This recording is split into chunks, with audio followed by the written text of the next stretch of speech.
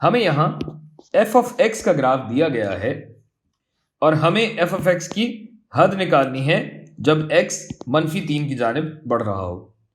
अब यहां चाहे फंक्शन की कदर मांगी गई हो या हद, आप देख सकते हैं कि फंक्शन -3 पर तो भाई आपे से बाहर होता जा रहा है, बल्कि ग्राफ से बाहर होता जा रहा है, लामहदूद होता जा रहा है। यानी अगर मैं फंक्शन की कदर की भी बात करूं ना -3 पे, तो इसका भी कोई वजूद नहीं है, डज नॉट एग्जिस्ट। या इसको मैं ये भी कह सकता हूं कि भाई लामहदूद है, इतना बड़ा नंबर है कि हमें मालूम ही नहीं है अगर वो नंबर है तो। और जैसे जैसे x -3 की जानिब बढ़ता जाता है तो ये फंक्शन कहां बढ़ता जा रहा है, ये फंक्शन लामहदूदियत की तरफ बढ़ता जा रहा है, तो इसकी हद भी लामहदूद ही है।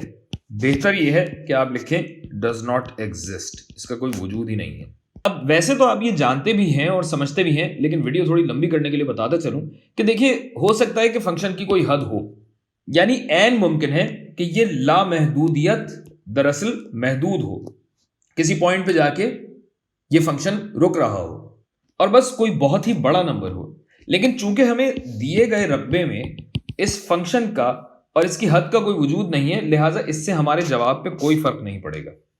हाँ, अगर हमें हद या फंक्शन पता चल जाए तो फिर एक अलग बात है, और ये सारे केसेस आप देख ही चुके हैं।